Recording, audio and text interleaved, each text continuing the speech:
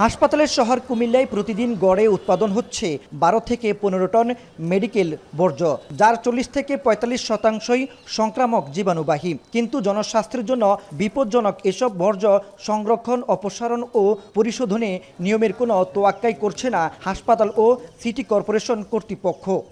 শুনতে গা শিওরে ওঠার মতো হলেও প্রতিদিনই এই সাধারণ ডাস্টবিনে ফেলা হচ্ছে হাসপাতালের সিরিজ সুই, রক্তমাখা তুলা, টিউমার, এমনকি মানবদেহের নানা ঝুঁকিপূর্ণ বর্জ্য। মানা হচ্ছে না পৃথক কোনো কালার কোড। বিশেষজ্ঞদের মতে এই কঠিন বর্জ্য থেকে হেপাটাইটিস এ, বি, ই, যক্ষ্মা, চর্ম, যৌন রোগের জীবাণু ছড়িয়ে চরম ঝুঁকিতে পড়তে পারে জনস্বাস্থ্য। এসব বর্জ্য সিটি কর্পোরেশনের গৃহস্থালী বর্জ্য টানার খোলা গাড়িতে সাধারণ বর্জ্যের সঙ্গেই ফেলা হচ্ছে ডাম্পিং স্টেশনে। দূষিত যে বর্জ্যের সাথে যেগুলো ময়লাগুলো, জীবাণুগুলো আছে, এগুলো বাতাসের সাথে আমাদের এদিকে ছড়াইতেছে। যারা ঊর্ধ্বতন কর্মকর্তা আছে তাদের প্রতি আমার বিনীত অনুরোধ রইল যে আগামীতে এই ধরনের কাজ যাতে আর না হয়, সিটি কর্পোরেশনে অতি দ্রুত এগুলো অপসারণ করা উচিত। ইনসিনারেটর মেশিন সহ নানা সংকটে অপরিশোধন মেডিকেল বর্জ্য ডাম্পিং করার কথা স্বীকার করে অপসারণ সংস্থার দাবি, বেশ কয়েকটি নির্দেশনার পরও কালার কোডের বিধি মানছে না কোনো হাসপাতালই। আর পরিবেশ অধিদপ্তর বলছে বিধি না মানলে অভিযোগ পেলেই নেওয়া হবে ব্যবস্থা।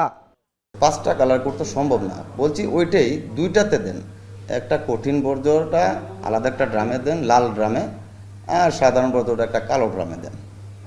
এটা হচ্ছে না। আমি চিঠি প্রেরণ করছি, চিঠিতে এটা কোনো গুরুত্ব পাচ্ছি না। পরিবেশ ও জনস্বাস্থ্যের ঝুঁকি এড়াতে মেডিকেল বর্জ্য নির্দিষ্ট নিয়মে সংরক্ষণ এবং পরিশোধনের তাগিদ জেলা স্বাস্থ্য বিভাগের। অথচ কুমিল্লা জেনারেল হাসপাতালেও মানা হচ্ছে না স্বাস্থ্যবিধি। এবং এখানে অনেক সময় হেভি মেটালস থাকতে পারে, তখন শরীরে ক্ষতি হতে পারে, কেমিক্যালগুলো দ্বারা আক্রান্ত হতে পারে, ধারালো বর্জ্য দ্বারা আক্রান্ত হতে পারে, এবং যেই বর্জ্যটা সংক্রামক সেটা থেকে মানুষ রোগে আক্রান্ত হতে পারে। সেই জন্য মেডিকেল বর্জ্য নির্দিষ্ট নিয়মেই এটা ম্যানেজ করা উচিত।